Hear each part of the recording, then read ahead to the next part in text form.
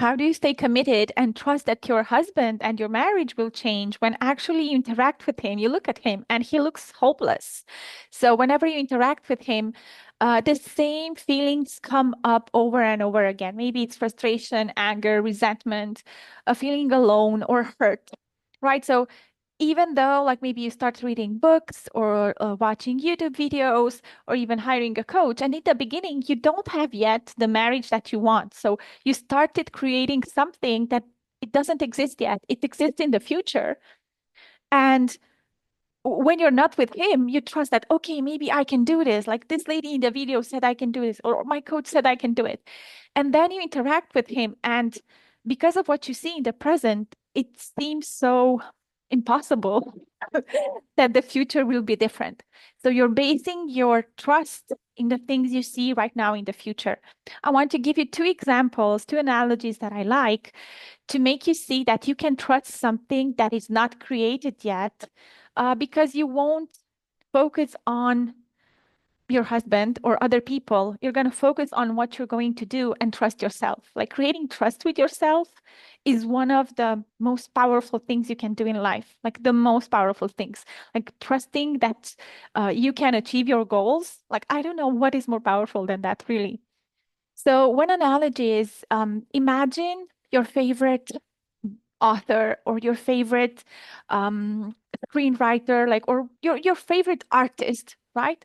And before they started to create that book or that movie or that piece of art, they said, like, I don't think I can create something good, and they stopped.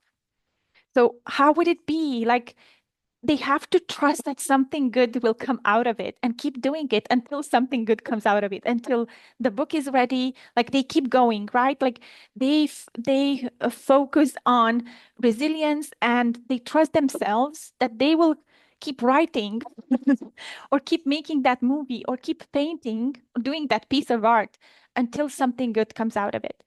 So they don't have yet the great piece of art, but they work at it. They don't see like right now I don't have the book written or the piece of art. So maybe I shouldn't even try.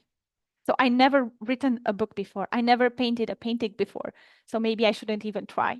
So of course you try and you focus and you trust that you will keep going until you achieve your result, until you achieve your goal.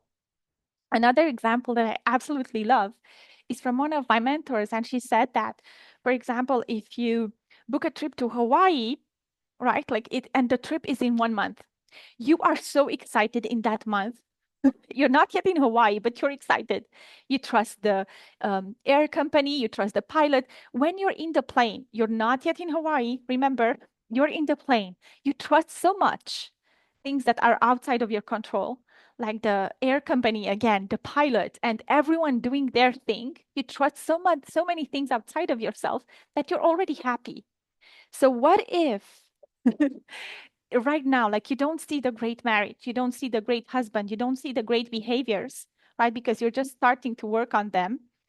What if you trust the same way, like trust the process or trust the result or have the end result in mind and do the steps that will take you there? Like in the Hawaii example, is buy the ticket, go on the plane, like take your passport, like you do everything what that's in your power, right?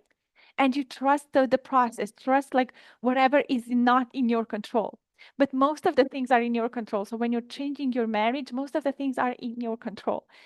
The thing is, and what I'm asking for you, don't base your trust on how things are now. Like you have to always have like this North Star in mind, the goal for your marriage, the goal for your relationship, the goal for how you want the dynamics to be between you and your husband, to trust them so much and you trust yourself that I'm going to try everything just because I'm so curious to see what is in my power.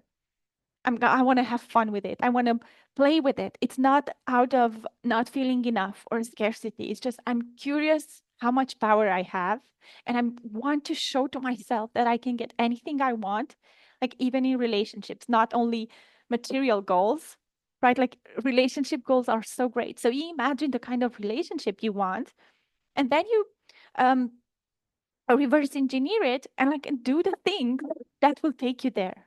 or maybe even act like the person who already has them. So if you had that great marriage already, how would you act? How would you speak to your husband? Like you wouldn't feel resentful, all would be good, you would be nice and appreciative, right? So what if doing those things already will get you the result you want, right? So think about this and let me know what you think. Bye bye.